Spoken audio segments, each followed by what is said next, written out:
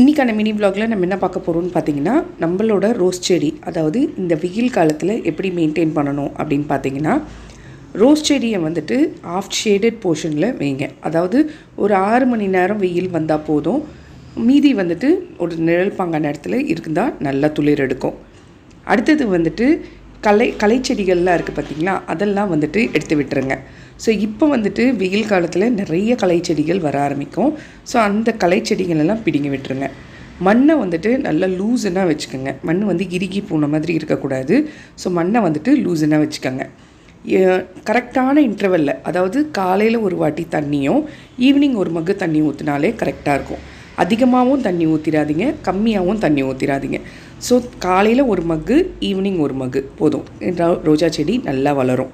Fertiliser வந்துட்டு solid fertiliser கொடுக்காம liquid fertiliser வாரத்துக்கு ஒரு வாட்டி கொடுத்துக்கிட்டே இருங்க. நிறைய துளிர் எடுத்து